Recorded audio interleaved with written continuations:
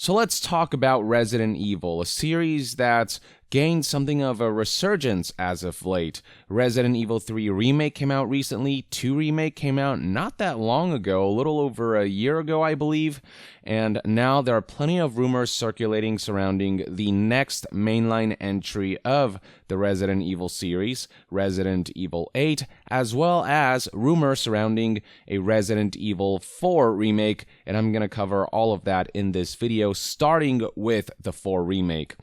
On that front, the following information comes from Video Games Chronicle, which reported on some exclusive news and rumors regarding what could be the next remake based on sources they have contacted. The headline reads, Capcom is working on a Resident Evil 4 remake, and the body of the article reads as follows. Following its reimaginings of Resident Evil 2 and 3, multiple development sources have told VGC that the Resident Evil 4 remake has now entered full production with an estimated release window in 2022. And I should also mention that this is the kind of rumor where the stars are aligning, where multiple sources are reporting pretty much the same thing. So there might be some validity to it, even though you should take any rumors with a grain of salt until officially confirmed. Moving on, development is being led by Osaka-based M2, the new studio founded by former Platinum Games head Tetsuya Minami, which has been preparing for the project since 2018. Similar to how 2020's Resident Evil 3 was directed by company RedWorks, Capcom's internal teams and other external studios are likely to lend significant development resources. Blessing of original game director Shinji Mikami also came about with this project, who officially declined an approach to lead the project himself, but has provided informal advice on its direction. That's always a good thing when, on some level, the original creator of title's remake is involved, offering some advice and some guidance at least, even if it is ultimately up to this new development team to realize this new vision for Resident Evil 4 Remake. Next up, the studio helming the remake has been in operation since 2018 and is comprised of many former Platinum and Capcom employees. M2 recently contributed to the development of 2019's Resident Evil 3, but its role on that game was always intended as a precursor to its main project. So at this point, they already have some experience with working on a Resident Evil remake and on working with the RE engine, which is no doubt what will be used for the remake of the 4th mainline entry in the series. And so that means they'll be more proficient at the development of this new title, which is apparently set to release sometime in 2022, so we won't hear about this for some time. And then the article proceeds to talk about how Resident Evil 4 is one of the most esteemed Resident Evil titles, Capcom's highest rated game of all time, sold super well at 7.5 million copies. It's been ported and remastered to hell and back, though never fully remade. That all changes with this new rumored Resident Evil 4 remake. It talks right here about how many of the original Resident Evil 4 team members are still at Capcom, though whether they are working on this remake or whether a new team comprised of fresher blood are helming this project is hard to say at this point. It reads right here that the remake is being directed at the very least by a newcomer to the series. The original Resident Evil 4 team, they're kind of spread out working on all of these different projects, are still at Capcom. It'll be interesting to see how many of those people make a return to Resident Evil 4 to work on the remake. And then here's some discussion about the upcoming Resident Evil 8, which I'll discuss in a bit. But before that, here is some more information about Resident Evil 4 Remake from Aesthetic Gamer, who has confirmed that this is a project that is in development. Now, I use the term confirmed lightly because this is all still rumor and speculation, but Aesthetic Gamer, aka Dusk Golem, has gotten a number of leaks and stories right in the past regarding RE3 Remake, among other things, so he's considered to be a pretty trustworthy source given his history of being correct about his leaks. So on Resident Evil 4 Remake, here's what he had to say. The game is still at least a couple years away and isn't even the next RE game releasing. The next one releasing is RE8, and then we'll see RE4 Remake. And then scrolling down further, he said, there's a bit more I can add though. M2 was developed with this project in mind. It was always their plan to remake RE4. RE4 Remake's development began in 2018, and by the time it releases, aiming for 2022, but it may slip back further, who knows, it'll have been in development for 4+ years.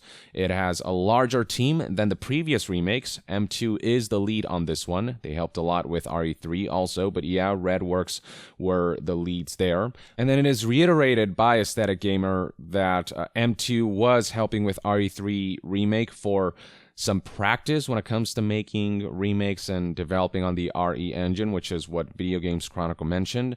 And then he added that they were also following reception of RE3 Remake closely to see what worked, what didn't, etc. So they're looking at the feedback for RE3 Remake, which is more mixed than that of RE2 Remake, which was universally heralded. RE3 Remake, some changes were made, many consider it to be a bit too short, and so they're gauging all of that to make the best remake possible for RE4, and taking that kind of feedback is always a good sign in my opinion. The project, once again, it is reiterated, does have Shinji Mikami's approval. His help here is limited because he's obligated to Ghostwire right now, which is a Bethesda-published project, but part of how this project even came to be was through his decision and talking with Capcom, so he kind of pushed for this on some level. The game is 2+ years away. Much can change in that time.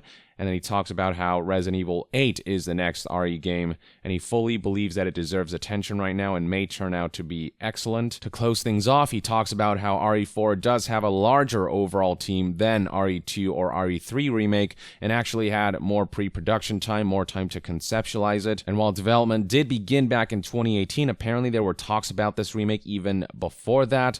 So this has been brewing for quite some time. Alright, now on to Resident Evil 8. So here's a tweet from Twitter user Nibel, who linked to this article from news outlet Biohazard Cast, which I'll get to in a bit, but the too long didn't read version essentially comes down to these bullet points. Rumor Resident Evil 8 is called Resident Evil Village. Notice the Vil and how this segment looks like an 8. VILL. So the concept art somebody came up with was this right here for the logo, Resident Evil Village, and then there is the 8 shown through the VILL, highlighted in orange. And then the bullet points here read, Chris to play a central role has been redesigned, new stalker enemy type, witch, European setting, weird elements, hallucinations, possible RE4 style inventory UI, planned for Q1 2021. So that scheduling makes sense. It feels like Resident Evil, they're releasing a new game every year, from RE2 Remake last year to RE3 Remake this year, then RE8 or Resident Evil Village next year, and then the year after that, the plan is to release RE4 Remake. That seems to be Capcom's grand scheme for Resident Evil. And then here are even more details from this news outlet, biohazardcast.com, and the details read as follows. 8 will have a subtitle, this time Village, and then scrolling down here, you'll find some more extensive details about this new enemy, the Witch. This excerpt reads, the nature and origin of this witch remain to be seen, but what the leak can tell us is that the witch will be similar to Marguerite. She operates with insects. When defeated, she even dissipates into them, and as reported in our original leak article, she is known to haunt the player in the demo and has a distinctive laugh. And all of this information, by the way, comes from apparently playtesters of a Resident Evil 8 demo. Now, because it is a demo, a lot of things could change, so keep that in mind. Maybe not everything will turn out to be the same in the final version, because with any game development cycle, things are always in flux. But certain key points of this game all seem to indicate the direction of this title. So here's some more information about Chris's return. Chris will be playing an integral part in 8. He appears in flashbacks surrounding Ethan, Mia, and apparently their baby. What this baby has to do with the narrative is as of yet unclear. That being said, Chris doesn't seem to be looking very heroic this time around. It appears that in a flashback sequence, Chris can be seen shooting one of them while breaking into their home. So that's interesting right there. Apparently Chris may take on some kind of antagonistic role, or a seemingly antagonistic role. And then it's added right here that he also apparently looks different, trying to bridge the gap between the original burly Chris and the newer, slimmer one. Here's some more information on Ethan. Not that much info, actually, beyond the fact that he is going to be the protagonist for a second time, and he's going to be a more hardened, more seasoned, more of a veteran type of character. And as far as other details are concerned, apparently the game will take place in a European setting where Ethan encounters Chris and triggers a flashback. First-person perspective is making a return, it looks like, slated for Q1 2021 release, though the global pandemic might cause that to change, but we'll see what happens there. And then it is iterated right here that there's a lot of inspiration taken from Resident Evil 3.5, which is essentially the beta of Resident Evil 4. You can actually see footage of that right here. It is a much more traditional looking Resident Evil game in terms of the camera style and the tanky controls, if you will, but much more cinematic looking, and it has that mansion type of setting, but with much more supernatural vibes, more of that, I don't know, I guess a bit Silent Hill-esque on that front, but also involving the zombies and creatures you would expect out of a Resident Evil title. So this is apparently the inspiration, that more supernatural take on horror is what they were aiming for with Biohazard 3.5, and this is seemingly the direction that they're taking Resident Evil 8 in. And that's probably where hallucinations will come in to make things seem very supernatural, when the story explanation will likely have to do with some kind of virus, some kind of biological element that has caused all of this to happen. That's why we're seeing stuff like witches and this more medieval style setting in a European setting, leaning towards that supernatural aspect, and also elements of Resident Evil 4, which also had that European setting with sort of that cult-like feeling with castles and architecture like that involved. And speaking of Resident Evil 4, here's the rumor regarding that it might take on a Resident Evil 4 style inventory rather than what they use for Resident Evil 7, though that apparently is still in flux. They're still developing that and weighing their options and seeing if that's something they'll stick to.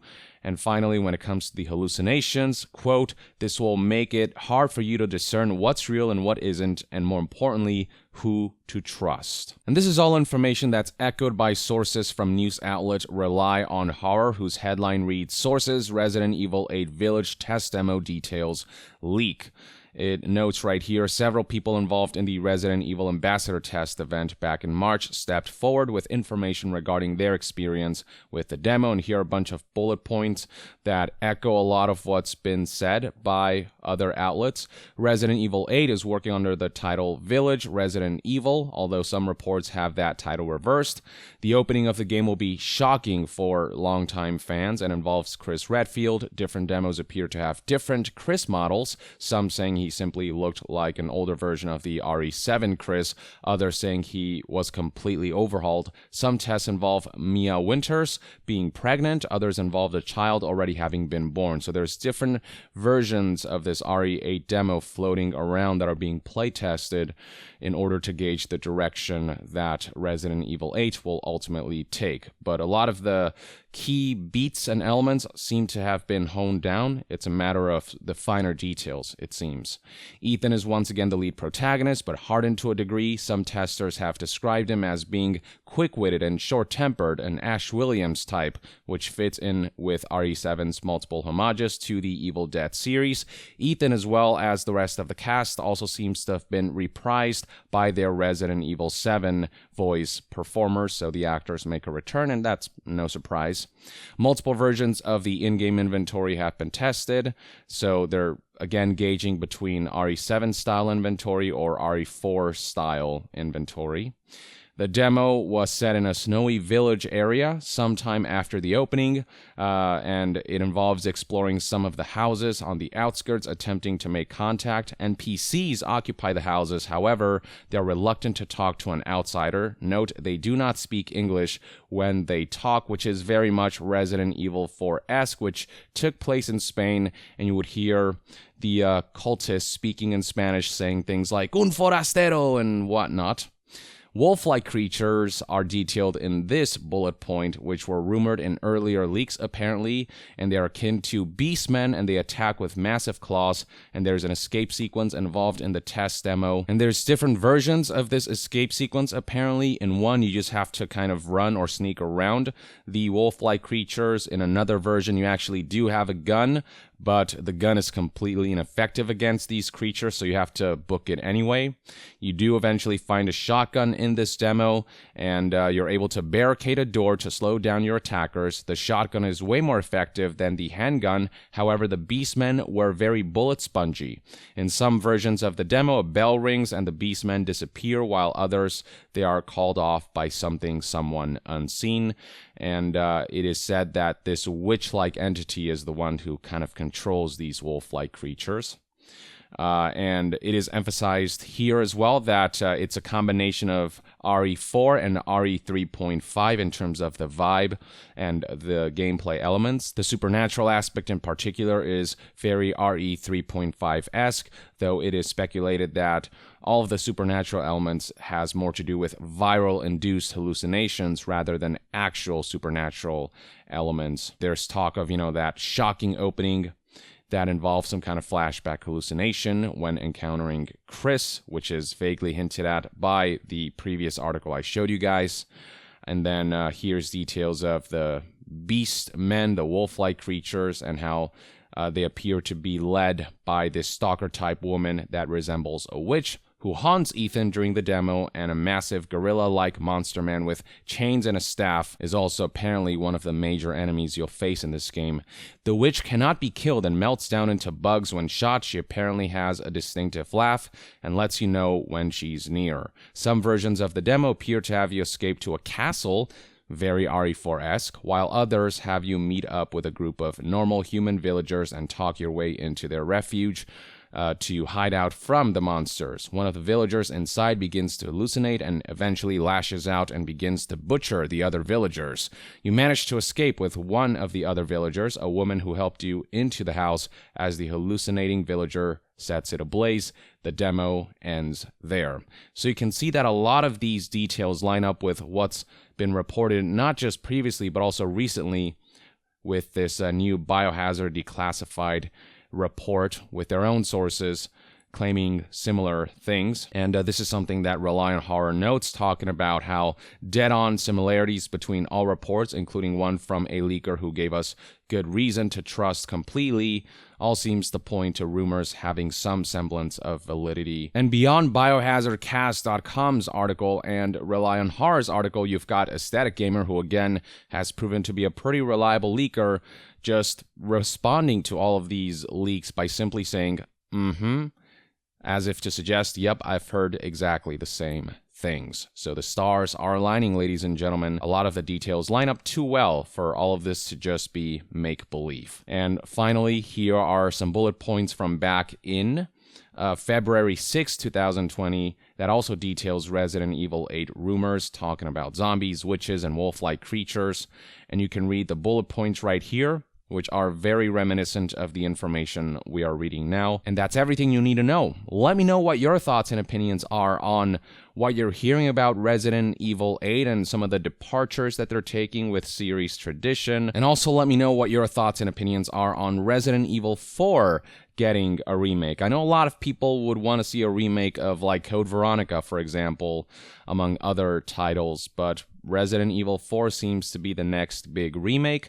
Let me know if you're looking forward to it. Are you skeptical about it? Do you think RE4 needs a remake? Drop a comment below, and to be further updated on all things gaming news, reviews, and discussions, stay tuned right here on Young Yeah. I'll see you guys next time.